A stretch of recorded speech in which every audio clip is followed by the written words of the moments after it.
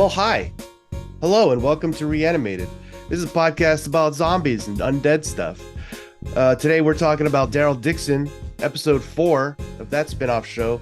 My name is Stuart. I'm coming at you from California, and joining me is H.A. Conrad in New York. How are you today? I am delightful. Super duper. We have a lot of, for lately, we have a few things to talk about in the news, too. Mm-hmm. So let's dig right into that so that we can get onto the main course.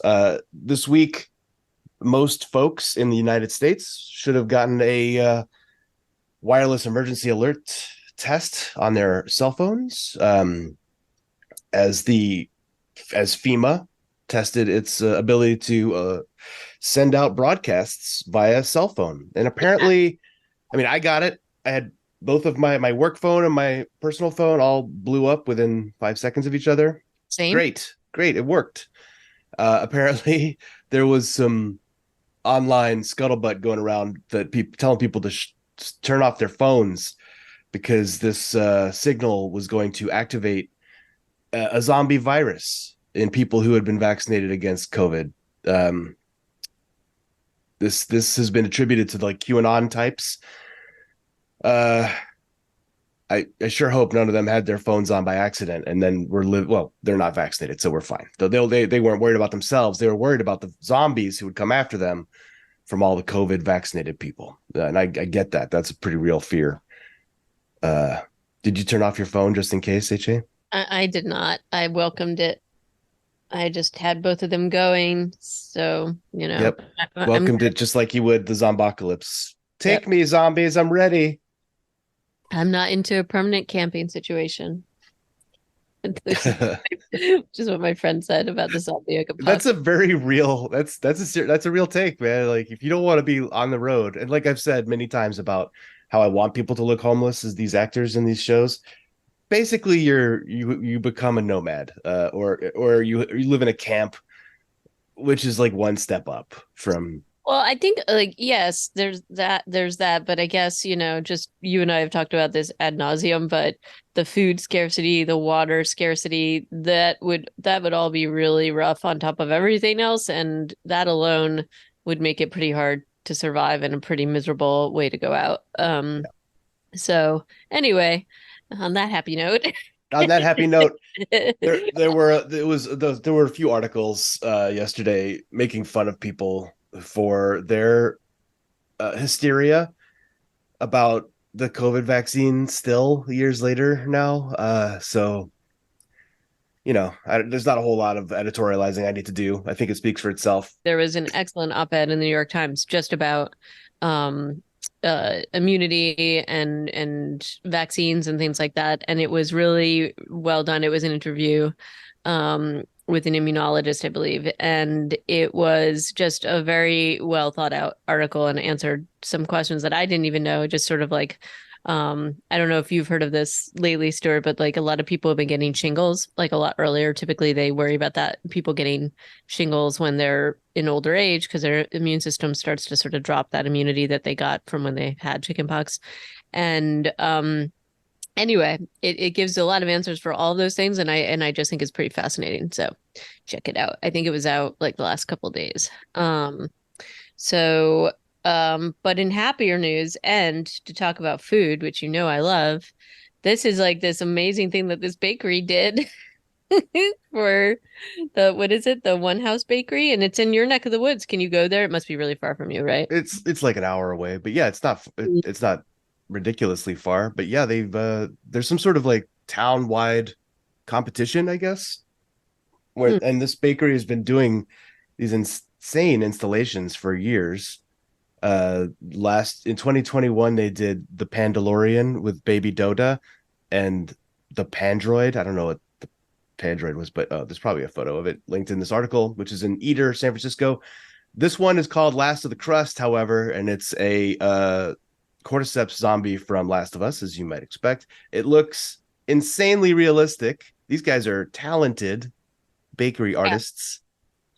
I think you need to go there and do like a live streaming thing of trying this bread or something. And even if they won't let you try the Last of Us bread, just any bread, I think this is what our listeners want. They want me to go and eat things.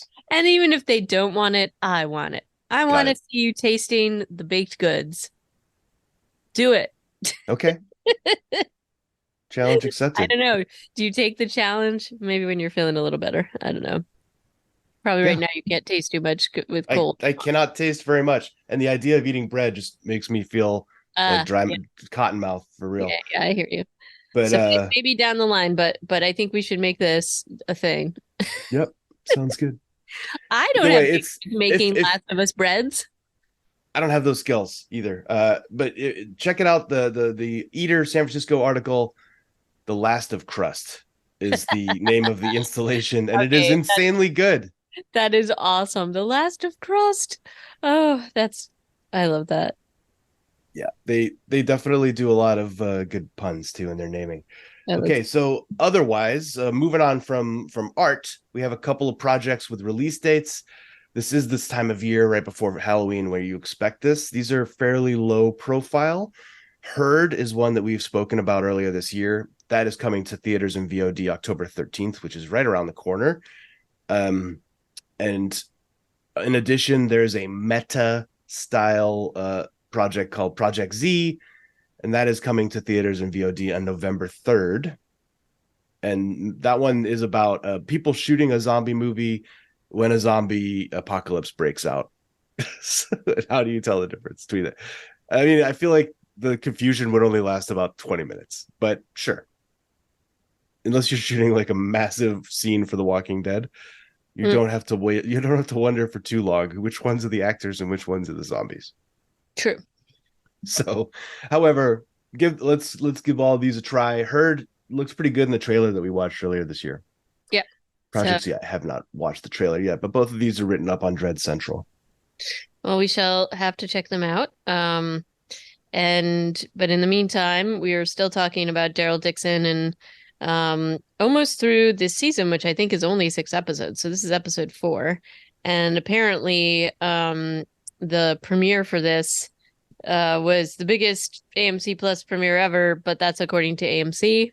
Yeah, and it's AMC Plus premiere. Like, there's a lot of Uh, there are some real parameters on this best ever statement that they're making here. They're also touting that it's performing better than other shows, like consistently, and it is getting like 600,000 viewers according to their Wikipedia per episode. the weird thing about all of this, as we have talked about in the past, is that the streaming versus like how are they measuring all of this, and it all doesn't seem to make sense or add up, right? Oh, now it's a total shell game. Yeah, how they're Yeah. reporting this stuff. So I don't know that this actually has any like validity on any level, but Like, okay. how is poor Nielsen even keeping track of Right. stuff anymore? Those poor people. They're like, oh my God, there's like no way to really measure anything anymore.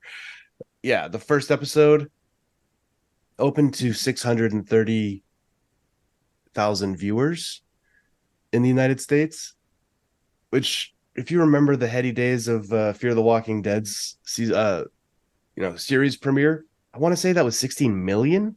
Yeah, it was like massive. Well, it broke records. It was like world records. Yeah. This and so now to go from like, yeah, we got 16 million Fear the Walking Dead and how far that show has fallen to, hey, 600,000 guys, we did it. I mean, the landscape has changed a lot since then, but geez, it's a good show and I'm glad that it's doing well, but it just feels like a really weird flex, I guess you could say. I feel like this whole thing is more just to put something out there like this. I don't know, just to get this is to me this is just clickbait, right? Yeah, Right. well, it's also it sets off my bullshit detector when Variety is saying AMC is reporting Right. that That's like that AMC it's doing reporting. so well. Yeah, it's like yeah. Anytime you're reporting about yourself, you gotta wonder how much of it's actually accurate. Yeah. And I say that as someone who regularly writes press releases. They actually quote Nielsen or not quote Nielsen, but they're referring to Nielsen ratings, which we don't have access to unless you pay, I think. And they're saying it got 1.1 million viewers in the fourth episode, whereas Wikipedia is only showing 719,000. So what we're seeing on Wikipedia is not quite at the same level as what they're saying. I think that they're trying to sort of, uh, I don't know, manipulate how well it's actually doing. So And I I personally, think on the flip side of that, maybe the more depressing side of that, it is actually doing pretty well, and but it's still not doing that well. right, Like and you're that's like, oh, it's way outperforming Dead City, right. which we both kind of were like, Yeah, but about. no kidding, no kidding. It's outperforming density, but like, I don't know. It's just this seems like a kind of silly article to me, and a very biased article in terms of who it's coming from. So I guess that's it for the news. Let's talk about the Lady of Iron, or the yes, Dame de Fer, the Eiffel Tower. directed by Tim Southam, written by Shannon Goss. Mm. Apparently, it had 1.1 million viewers, according to Nielsen. Uh, we Mm. we begin this story with some weird stuff. Honestly, Yeah, I want to talk to uh, you about this because this yeah, is a little confusing to me. this Um, was at first I did not realize it, but this was a dream sequence, I guess. What we're about to describe, but they we did can that not may make that clear. no. And I kind of went back and watched it. I'm like, did I miss something? So when last we saw our intrepid Daryl, He was uh, falling through a roof. he fell through a crumbly little roof. Um, and this sequence seemed like he was in a tunnel and is separated from, he sees Laurent and he's separated from him, and there's a bunch of walkers coming in, and he keeps yelling, Laurent, Laurent. And Laurent is praying and is somehow immune to the walkers. Like they just don't Oh, bother him. have you been seeing those headlines too? Or What? No, I I have not. think people are speculating, is Laurent immune to walkers? They don't actually show him get bitten and survive in this No. dream or flashback or whatever. What Well, they look, show is that he prays, they cluster around him, and then they walk away and leave him. And then he right. gives Daryl kind of a get stuffed look and walks away. It's a Uh, very little snotty look, which, I will admit to you, Laurent annoyed me so much in this whole episode, much more than he has in prior episodes, which I didn't think was possible. Um, well, you have different people writing for him, like, and the same goes for Adam Negatis, who I have all these high hopes for, and I feel like, I know, I feel like he's being wasted, but we can get well, yeah, it's just like the character is not gonna have the same to breadth as the character that I'm comparing him to in my head. So I have to just kind of come to terms with that. But yeah, I think Laurent is not rising to the same levels as he has in other episodes, and I feel like you have to put that down to the script. The kid has clearly he's shown that he has the capacity to be like precocious and interesting. So when he's not, you're like, oh, okay, I guess he's having an off day. Yeah. Well, anyway, this was a dream sequence. It was not made clear that that's what was going on here. Oh, because he blinks or something, and then he's underwater. And suddenly Right? he's underwater. And then Yeah, I have a big question here, which it is looks like like, he got bit, right? you get bit? Because then he makes a weird comment to our friend Dominique Pignon, the pigeon guy, later that makes me wonder, but or maybe it's just a Daryl being Daryl moment, but you know, this looks pretty. I mean, like considering that we have seen places in the show where it wasn't obvious that people got bit. Carl, who else? There's like a bunch of other people that we have talked about, but Carl is the biggest one where it's like it wasn't obvious that he got bit, and where he got bit was incredibly weird. But in this case, it really does look like he got a good chomp into him. Yep. And later he does say something like he's like kind of alive or something like that. So that worries me a little bit. Um, I missed that comment. yeah. But you know me, I miss things because I also have other things that were like revelations to me in this episode that I think were not supposed to be. Like the fact that Well, the nest isn't in Paris. I thought the nest was that community that they'd come to. no, it's Uh, secret and outside of Paris, I yeah, think. so like I just had Um, no idea. but he says he has this exchange with I don't know what Dominique Pignon's name is supposed to be in this. I just call him the pigeon guy, but he's just like, "Oh, how are you doing?" And I mean, I don't like that's Daryl's just sort of like um, it's like kind of alive or something. Like he said something weird where it makes me like wonder. And he does seem to be limping, but he always sort of seems He to has be a weird limping. gait. Yeah, he has a weird gait. So this worries me a little bit. So like that's a little bit concerning. It's I don't know. He We don't, on his way to meet Dominic Pinot, he's having these he's in the city streets.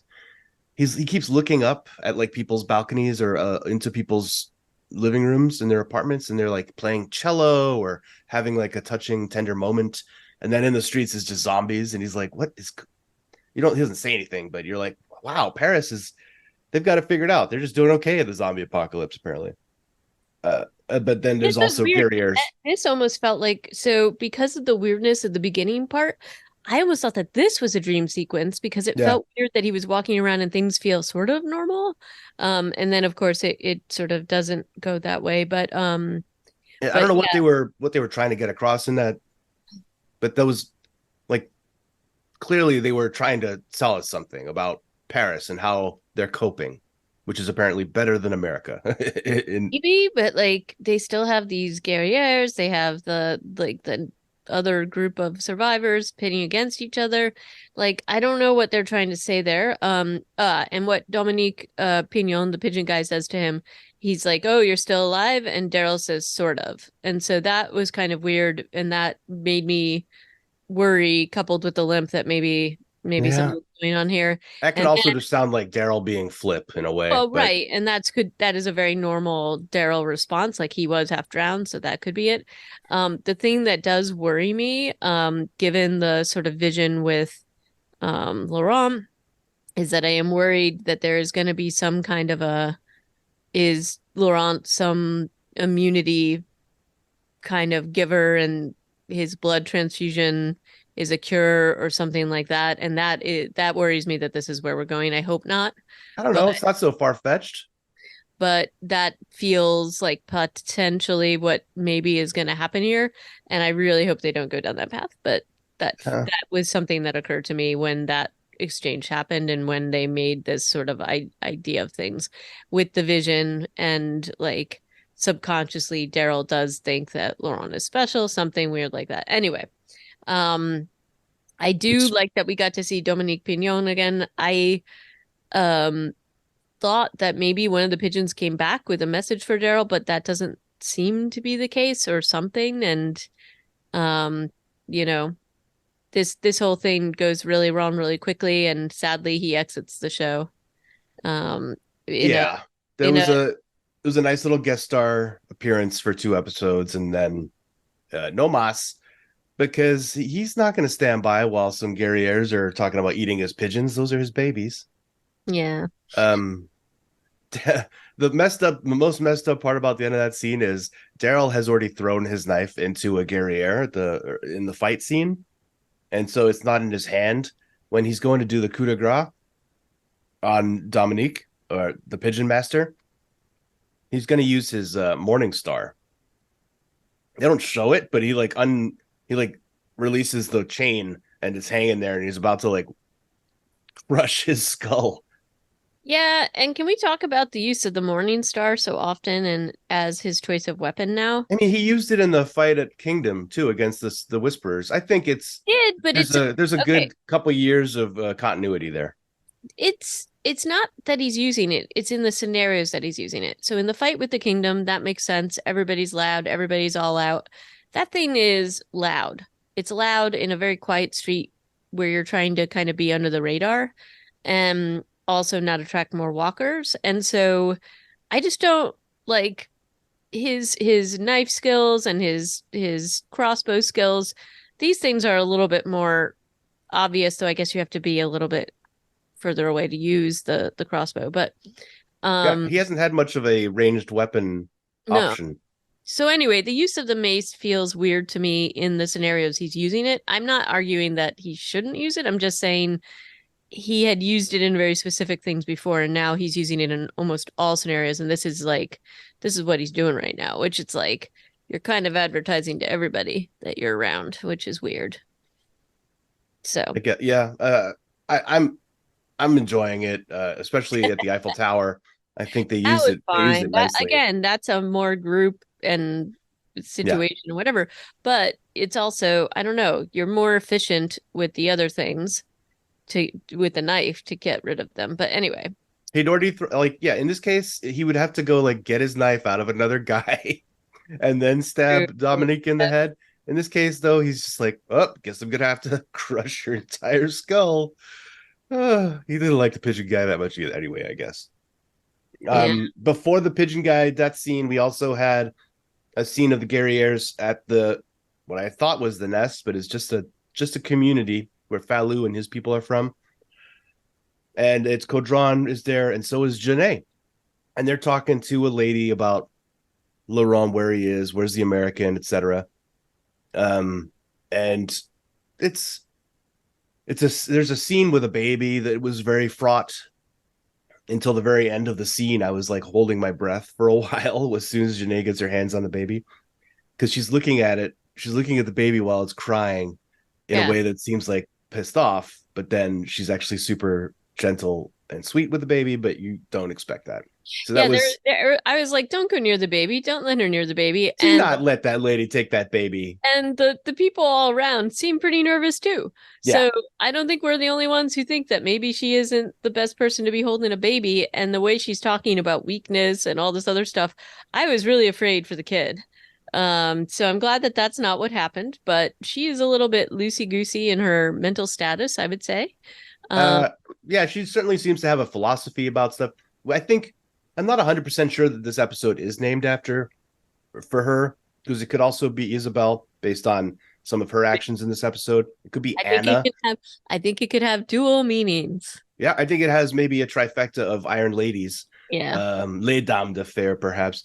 But you do get to know Janae a little better. She has some statements during this episode, such as "Impressionism is degenerate," I know. which I know would have pricked up your ears, Yeah. which was great.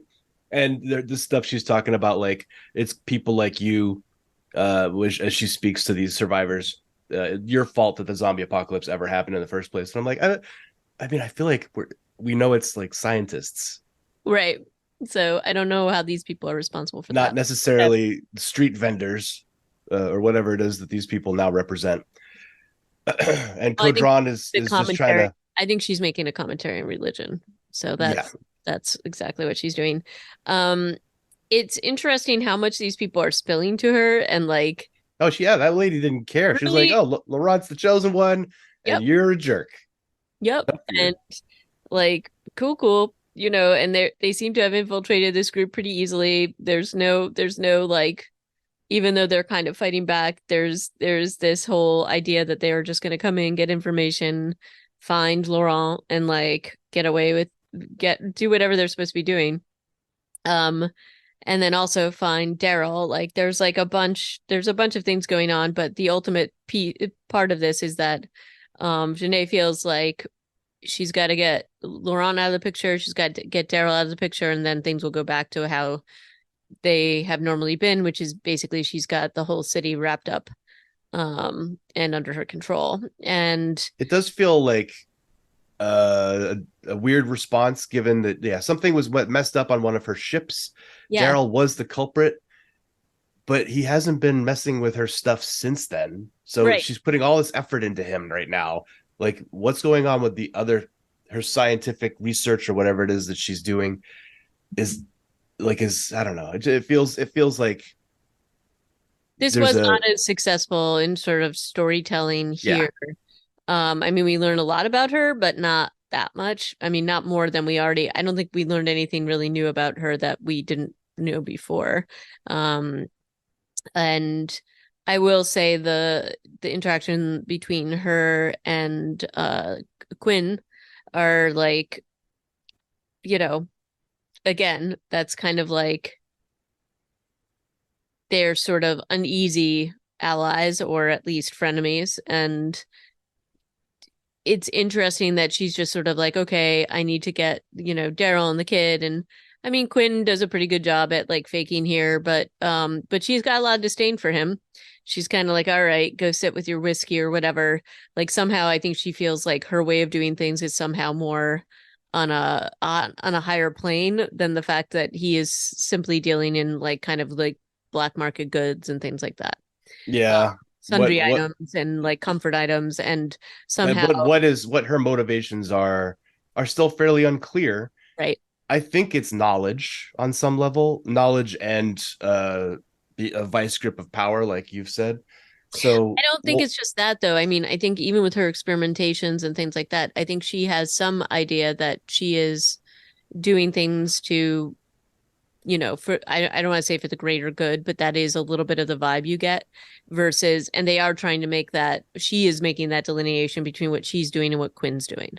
To her, Quinn is just this like, you know, dirty little black market trader. Fine, she uses him for whatever she has to, but he's definitely not in her camp. Um, and so like, but she definitely is trying to make a like a distinction between them, even in what he's asking for. And it's interesting though because she assumes he's going to want you know, for the trade, goods. And she mentions Calvados and she's very snotty about all the stuff that she's like talking about. And then he asks for a painting, which doesn't even like make her pause. She's just like, yeah, whatever, you can have it because that's just degenerate art. And that's an interesting thing too. And so I think it at least gives us a little bit more information about her, but it's just kind of funny that she thinks that she is in sort of like I don't know, like a higher plane of existence or has higher morals to some extent, I guess. well, we still don't know very much about what her goals are. So, well, hopefully we'll learn more. But yeah, she's definitely doesn't think too much of trading in goods, especially art. Right. She So clearly thought weapons and then food and then maybe Calvados were more important. Calvados is delicious. So, you know. In the Um, meantime, we've had before any of the that scene at the demi-monde happened. Daryl meets Isabel at her apartment. They kind of hammer out their beef from the night before, and then they're like, "Oh, where could Laurent be?" And Daryl's like, "I have an idea." And everybody else who's ever watched this show is like, "Yeah, it's clearly the Eiffel Tower. Like this no. kid never shut up about it." Yep. And he tells everybody, even a rando woman that he met in an underground crypt bar. So they head over there, and there he is. I'm not sure how all these zombies got inside the sandbags, but they Some did. of them look military. Like it looks like some of them are wearing military things. Some of them just look kind of like regular people. One But of them had a CRM jacket on, yep, yep. And I made that very clear. And so but um only the jacket, not the pants. I will have to say, like, I can't imagine that they actually filmed this near the Eiffel Tower. This looks like a screen down or something like that. So I think that the way they tried to do this was pretty clever. What about the Again, bridge by Notre Dame? They showed Daryl walking across that bridge twice now in this show. yeah, What do you? I mean, clearly the stuff on the Seine at the end of the episode is what it is because you're right. down in the river, you can shoot up and Yep. you'll miss I stuff feel like that had to be CGI, but like, crossing the bridge. Like it, yeah, it looks it looks real, but yeah, it's just like there's a lot of set dressing. There's it, nobody around. I think it would be really hard to do that.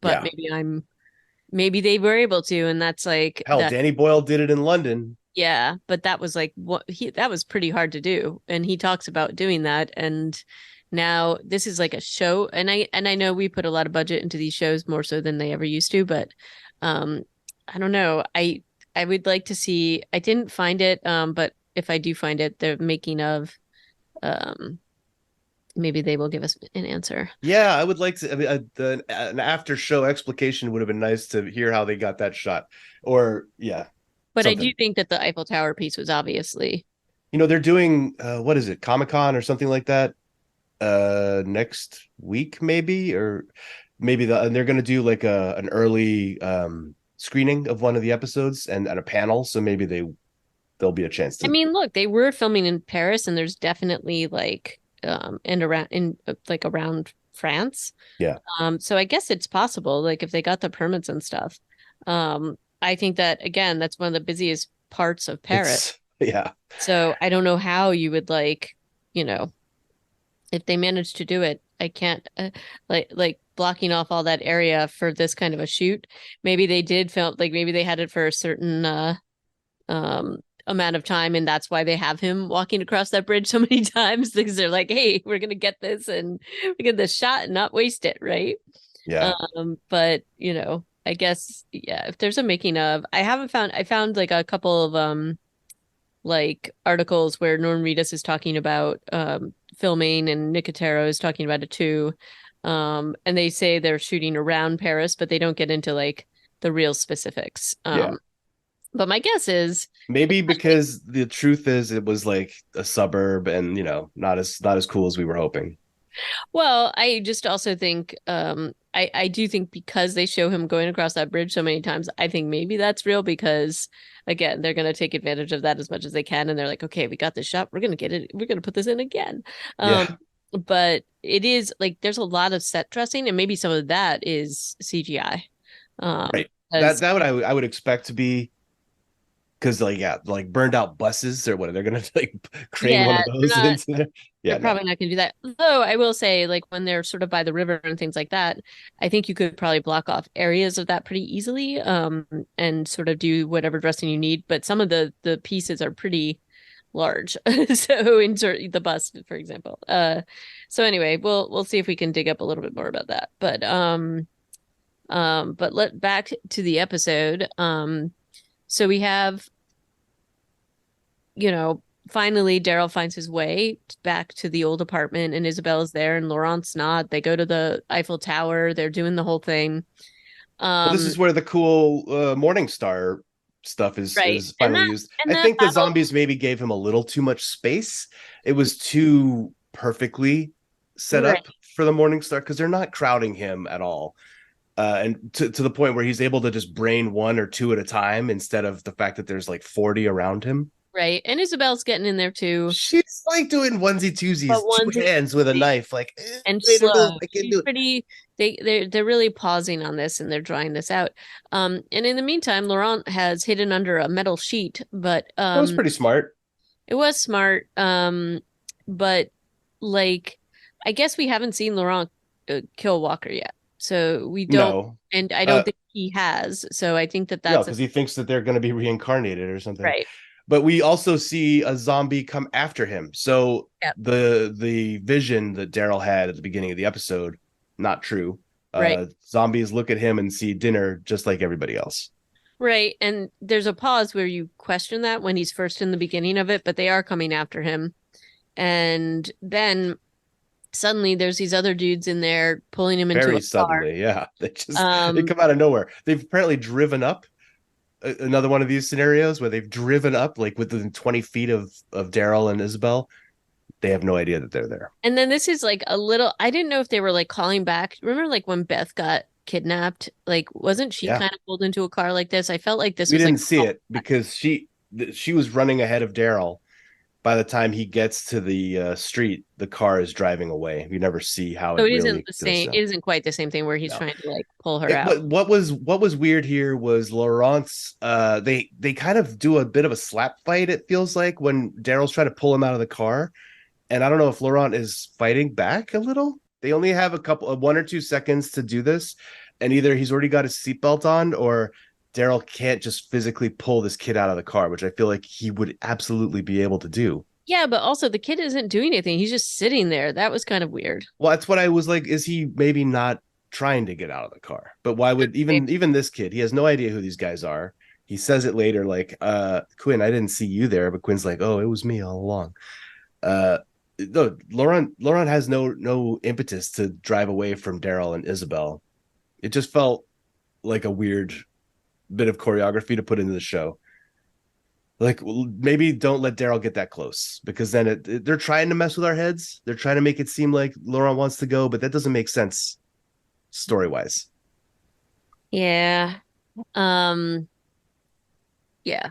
And so we've got, you know, one dude that they take hostage Yeah, into one of the Armand. weirdest slash also horrific slash funniest scenes. I Like, don't fully understand how that all ended up either, no. but um and you've had scenes of Anna talking to Quinn, and Quinn just giving her the cold shoulder constantly, Yeah.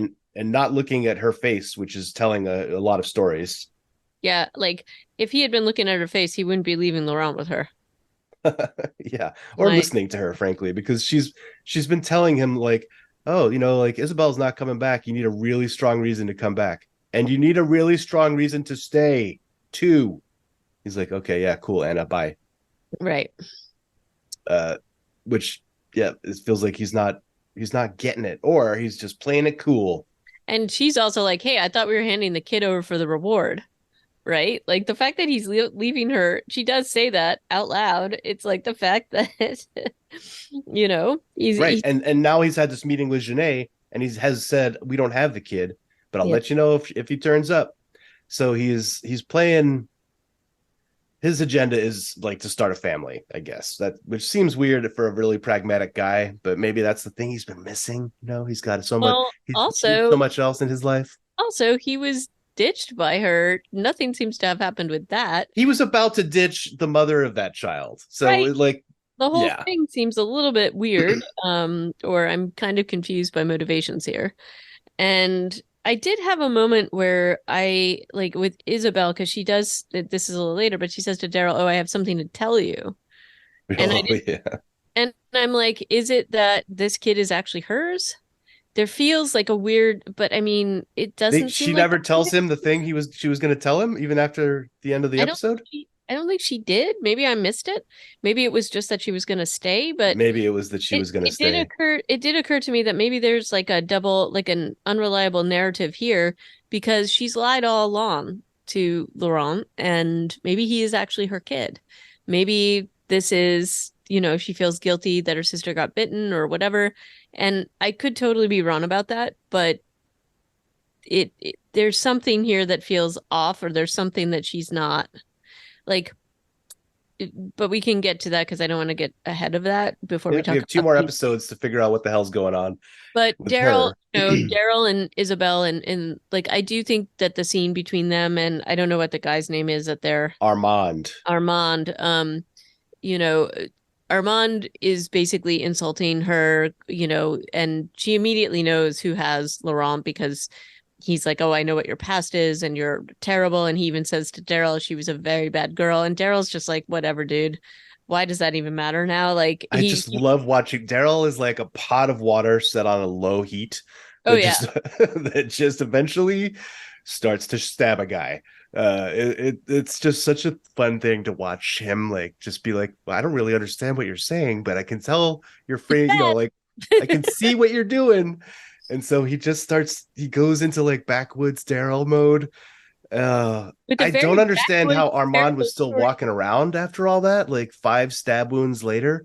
Yeah. But it was a compelling scene, and I liked watching Isabel's reaction too. I thought this was Well, all well done. this was well done, but also Isabel does absolutely nothing to intervene. She's like, I want to stay and watch. Yeah, she's just like, okay, he said all this stuff. Cool, cool. Um, and so this guy is gonna take them to go find where Laurent is. But he's been damaged. Daryl tells this crazy story about Jimmy and goes into like a lot of detail. And Isabel's making the assumption that I'm sure the whole audience is that this is actually Daryl talking about himself. And later Daryl's like, no, I made all that up. Yep. Whether he did or not is questionable, but uh, Classic Daryl. yep. Loves to make up a good yarn while he's torturing people. And basically, he's just like, you know what? We're gonna get Laurent back. I'm gonna torture the heck out of you, and you're gonna take us to wherever this is, and that's that. Like he really just kind of jumps in there, and he really just um it's just like full on. He is full tilt Daryl without question. And then they're like walking through Paris, and he's just like tying this guy up. And they come up with a plan to sort of do a diversion so that they can go and get Laurent. In the meantime, this woman that I don't remember her name. This is terrible. The girlfriend of Quinn, Anna. Anna, has some like she has these weird moments with Laurent where Laurent's kind of like, he gets that something's up there, and she ultimately she's got like a lot of crazy, like, this is a great actor. She's got some crazy faces she's pulling that would make me like be like, yeah, I'm not staying around you.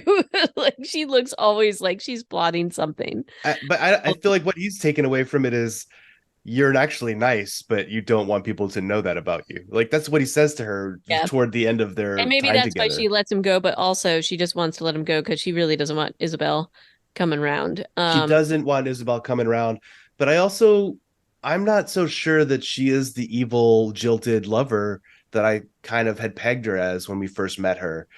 I think that was too quick of a read because by the end of this episode, the look that she gives Isabel, and I know I'm jumping toward the very end, is not like, oh, I hate you. It's like, well, fuck. It's just like a kind of resigned to her fate, but also I feel like it's gonna there's still more string here for her story to play out. And Yeah. I kind of like how they're doing it. It's not as one note as I had written her off to be. She has layers, and one of some of those are she's playing nice with Laurent. She's like talking about the candy, Hmm. Laurent, and having that conversation with Quinn about his, like, hey, did Isabel ever tell you about me, about dear old dad? He's like, yeah, she told me that he went off and died as a hero for France, and he's like, that's a bit of a stretch. Or that he was fighting for France. That's like, Yeah, yeah, as a hero for France, and he was like, that, that's a bit much, and everybody agreed that Quinn does not really play that role but at I all. also I also like that Laurent knows exactly who he is. Like, he's not messing around. He's not like, oh, playing dumb. He's figured out that Quinn is his dad. Yeah, And, and again, this is a bit of the disillusionment because he has been fed these like fanciful stories by Isabel and the nuns and things like that. And he is, I think, interested, as anyone would be.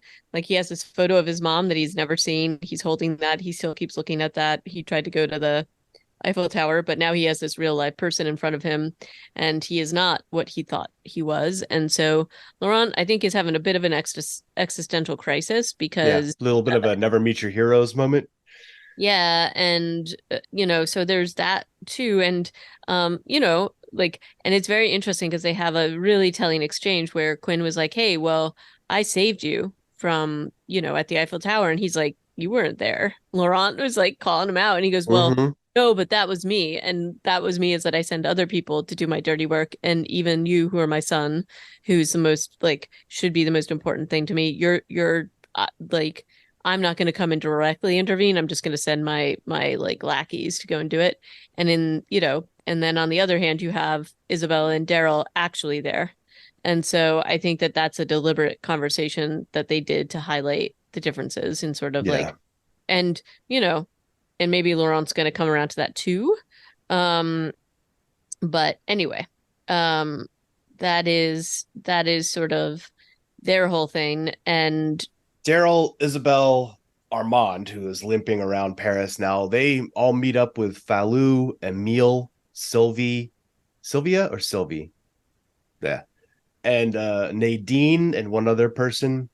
These are like the fighters who are left from the Not Nest, the Parisian community that they were friendly with. And they come up with a plan to break into the Demi Monde, which is Quinn's club, the Mhm. half world. Maybe that means underworld. I don't know what that means in French, but It's a group of people considered to be on the fringes of respectable society. There you go. So a little bit on the how and people of great, doubtful morality and standing. There you go. great. When Falou was making the speech about how we're all gonna get out of this alive, Oh yeah, did I'm you like, have they're any all dead, obviously, right? yeah, but The then whole they actually nobody dude. died. Emile got shot. Other people were injured. Only only Demimonders actually ended up dying in that scene, and I was kind of amazed by that because it felt like it almost felt parallel to the New Yorkers running into Madison Square Garden, right? Like there was a lot of similar structure there. Yeah.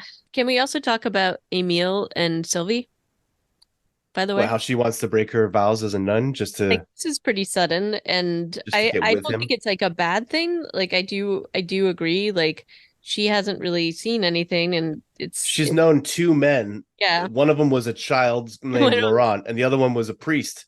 And Now Daryl, she meets a virile. Well, yeah, I guess she knows Daryl, but not he yeah. doesn't. He's not exactly a warm, welcoming person. And then she meets Emile, a virile young man who's telling her how cool Paris is, and she's like, "Oh, okay, I'll break my Yeah. vows for So you." anyway, when they're making their whole big plan to go and do this, and they're getting all like trucked up and whatever, I guess I'm fine with this, but like it doesn't like they don't have the arsenal. They're going in against the whole this whole faction of people that seem to be better weaponed or better equipped. I don't know. It's a it doesn't seem likely that they would all get out alive, I guess. Yeah, especially when they're tactically they're just jumping out into the open to fire and to throw things. I was like, there's no way they're not going to get shot, but they don't. So it worked out. I think as a frontal assault diversion tactic, it makes some sense. It's a good strategy. I just am surprised that only one of them got shot. So Yep. they did their thing. They stuck it out. They did the mission. They pulled back. Flawless victory. Then you have a scene where Quinn goes to check on the front door, and you see it's very quick, but I Mm. loved it. There's like a couple of teenagers, one a boy who's holding his arm, he's been shot. One a young girl who like turns around and looks at him. Yep. She's holding like a gun, and there's another guy, and there's dead bodies on the ground, and you're just like, those are his employees. Like these are kids. They're kids. This is Yep. terrible. I thought this was so this impacted me anyway. I don't think I think it was supposed to be like a throwaway thing, or maybe it was No, very it thoughtfully cast. I thought that that was an excellent like indication about what we're really dealing with here. Yeah. Because we just haven't seen, I mean, we saw a couple of people, like we know we've seen a couple of people in his clubs, but these are kids. Like And they that's just that. look sad. They look so sad. I was like, oh, this is depressing. Yep. But like they're not like saviors, or you don't feel that same No. level of thuggishness about it. I guess the guys that he sent out to the Eiffel Tower were older. Armand was a total dick, obviously. Yep. The and the other gate guards that we've seen that were offered hazelnuts the first time that they came through were Yep. older and seemed a little crustier. But then this shot shows us these sad Yeah. looking wounded children. You're just like, or teenagers, and you're just like, oh my god, this is kind of, it really does change your perspective. I think that was smart. I don't know if they're gonna do something more with this, but I keep thinking that the Quinn angle is gonna soften somehow, something about it. I don't know. I'm not sure what it is yet. Yeah, it's hard to know what they're gonna do with that yet. Um, and then in the meantime, you have Daryl, dragging Armand around, and Armand is like can't be trusted. It's clear that he can't be trusted, and there's like kind of like stomping around the tunnels, and then Daryl's like, "Oh, and tell me where it is," and he keeps sort of like slightly torturing Armand when he won't give him the answers, and it's like he he finally tells him like the way to get in and whatever. And Daryl's like, all right, I'm gonna leave you here. And then, a very classic Daryl line where he's like, bon appetit. And like the the walkers like come in and like swarm Armand. Well, Um, Armand broke his own damn leg by trying to get away from Daryl. he did. That's true. But it's also like, Daryl is just like, all right, I'm gonna keep going on. But this guy is like double crossing me, so I might as well cut my losses and just keep going. And I don't know why Armand thought he was going to get out of this alive. He'd already been yeah, stabbed 5 times. Really, the only leverage I thought that Daryl still had toward the end of that torture was a quick death. Like, you're not going to survive being stabbed 5 times in the well, just abdomen. from the infection point of view, Yeah. right? Even if it didn't pierce organs, which, like, look, I do think that Daryl knows enough about anatomy and everything at this point where he's not going to do that, but he also doesn't really care that much here. So, He's got not putting out stabbed. a lot of caring vibes No, that Armand should be like, yeah, I think I'm going to survive this entire thing. yeah. Which is maybe Um, why he tries to run, but I feel like you're dead, dude. You're dead. um, and then he gets into, the Demi-Monde little sanctum and finds Laurent relatively easily. Has a very weird sort of slight confrontation with Anna, and she lets him go because she wants him out of her hair. But there's a little bit of the thing that they're trying to prop up is this whole thing about Laurent being this like holy kid or having a lot of like this charisma or something that allow that people like react in a different way to him than they would to other people. And so they're kind of trying to push that here. I don't know if it's incredibly successful.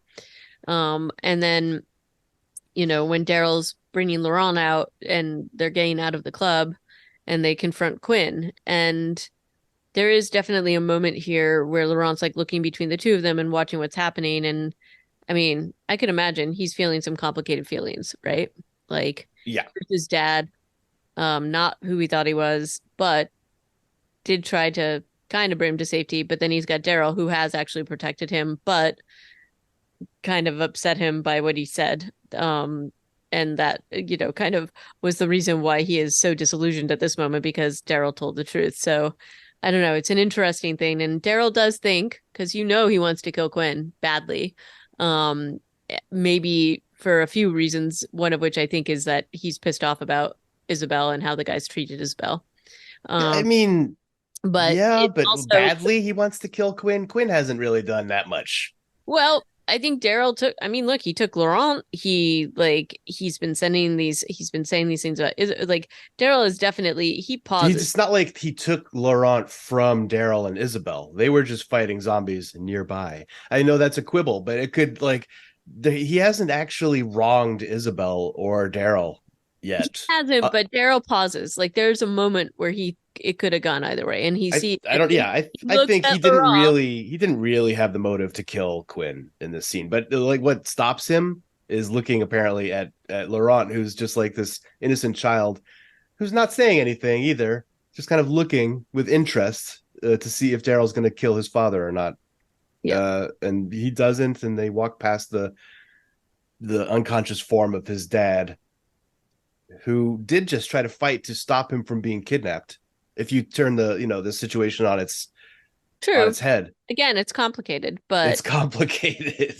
Yeah, and so then they get out of there and are reunited with Isabel and the little the people that have been helping them fight are back there and she's got like you know there's a lot going on here. There's this guy Aslan, which I think is funny anyway. yeah. Seriously. Is that a common Turkish name? Do we? I I, mean, I I know it don't means know, it means lion. but It's that's from the Lion, the Witch, and the yeah, yeah, Wardrobe. yeah. But I didn't know the people were named Aslan, but this guy is. Yep. But it's spelled differently, but as opposed to the Lion, the Witch, and the Wardrobe. But it is, the whole plan is that he is supposed to get Laurent to the nest, and um, there's a lot of back and forth here. And if anything, this episode suffers a little bit from pacing and storytelling. And to me, like it was the least successful in terms of like pushing certain things forward or making things make sense and believable. So there's a lot of conversation about the fact that Jeanette is sort of shutting down the city. And so there's like a big moment where Isabel is like, okay, Daryl, I know you're supposed to go back to the US, but I'm gonna go and talk to Quinn because he's the only way that Laurent's gonna get out of here. Well, how does that even make sense? Like what is Quinn gonna do? Like, and how quickly can he do it? These guys are in a boat, and if there's like checkpoints or ways to get out, like I don't know how this makes sense. Also, Like, they had just met back up. What if yeah, Daryl had been like, "Oh, my bad, I actually killed him just like 20 minutes right, ago." right. And there's a whole thing about her staying, and Daryl's really not happy about it. Laurent's not happy about it. And again, it doesn't like totally make sense about why Quinn would want her back or any of this stuff. My Um, question here is not only is Isabel making this questionable choice to go back and stay with Quinn to persuade him to use his connections to let the boat through some sort of checkpoint, which is her rationale. Why isn't Sylvie going with Daryl and Laurent? Isn't this her mission too? Why isn't anybody else from this faction other Going than Aslan going with the boy who is their messiah? well, and They're just especially yeah. with Sylvie, this doesn't make any sense because it's like this was the whole thing, and she's basically like, "Hey, I'm staying because I think I might be liking this Emil guy." And, I mean, she doesn't put it that simply. She's like, well, it's the mission and the community. I could be helpful, but it it's Emil. really, yeah, it's a meal. Yeah, And so, so it's kind of disappointing, I think, that all the Frenchies are like, nah, yeah, Laurent, you're just go with the American. He'll get you where you need to go. well, and Which then the other piece of it that I was trying to sort of like not justify or like make sense of is that um the um the idea that Quinn would help Laurent get out. I mean, maybe he would help him get out because he's worried about Jeanette getting him and because she has obvious interest in him. But Quinn very clearly wanted to keep Laurent. Like maybe it was because he just wanted Isabel back, but I think he wanted Laurent with him. And so the idea that he's gonna like not only allow Laurent to leave, but also enable it. Yeah, enable that's a him good to point. leave with Daryl, Who it just beat him seems up. strange. I don't, so that's one part that I don't think they've been clear about what is going on here. Um, and they do have an interaction where Isabel pops up back at the demi-monde and is looking at the water lilies, and we know maybe that's some connection between them, and we're probably going to get some backstory since he asked for the Japanese footprint Well, for she talked about how whenever she was feeling sad, she would she go would and go look at the water roses. lilies. And But that's yeah, so that's he know, but yeah. and So Anna we walks down the stairs and looks at the two of them and just kind of, like I said, looks resigned, doesn't look mad. And so yeah, there's some interesting stuff to play out between these three characters. Daryl and Laurent and Aslan are just gonna go off down the river and see what happens next. Sylvie, I guess it was nice knowing you. Like keep that character in the show, and not in a way that's like off in a Parisian commune. I don't love that. That's how they're dealing with her character. She was underdeveloped, and already. now it feels like she's just going to be written off. Yeah, Well, and I was hoping before they kind of went into this whole thing, like where she was going to stay, I was hoping that maybe she would go on with Daryl and Laurent, and that could, you know, could develop it a little further, right? And give her a center stage in a way that they hadn't before. But yeah. no, that's not what they're doing here. And so this is kind of strange to me. That's Or what let Emile convalesce on the boat, and she can help Emile. I don't know. Anyway, there and it was a doesn't bunch make of ways sense. this could It, have it gone. doesn't make sense that you're not going to continue with some of these people from this community and just entrust to this one guy. Because if Laurent is that important to all of them, wouldn't you think that they would have Yeah, provided? that's what I'm saying. Yeah, like it's just kind of it's just strange. So anyway, we shall see what happens. We've got two more episodes left of this thing. What are your predictions? My prediction is we're gonna find out where the nest is. uh Daryl will eventually get on a boat and go home, I think. All right. Unless is there a season 2 of this? I think so. And then the other thing that's like, wouldn't it be great if he shows up at the nest and it's like Rick there or something like that? I feel like there must be some big reveal that they're potentially setting up, but maybe not. And also the other thing that we still haven't seen yet. I mean, we saw Jeanette's experiments with the walkers, but we haven't seen any of the fast walkers that we were promised or that were implied. So I feel like that may have to happen in the next in one of the next episodes. Maybe not. It didn't in Dead City, but it feels like they We've can't. had Brulance at least, but yeah, every time there's been a scene with a zombie, like at the Eiffel Tower, I was like, oh, they're gonna jump over the sandbags. No, they just walk through it. When there's a scene of Isabel and Daryl walking down a street with zombies behind them, I'm like, one of them's gonna run at them. Nope, they just walk away. So I keep waiting for that too. I hope we do get a little more in the next two episodes. That's a good prediction to make. All right. So you want to wrap this show up? Yeah, let's sign us off, HA. You can do it. I don't think I can. I was trying to give it to you, man. All right. So let us know what you think of this episode of Daryl Dixon. Send us an email at reanimatedpodcast@gmail.com. Reanimated something at Podbean. I don't know. Reanimated.podbean.com Thank is you. where you can find all of our episodes going back into the ancient times. Yeah, have a listen. Let us know what you think. Indeed, and we're gonna take a brief break next week. And I think I'm back the following. So we can maybe do a double dose of it and wrap up the whole series. Fun. Yep. Um, so until next time, ciao. Alrighty, bye bye.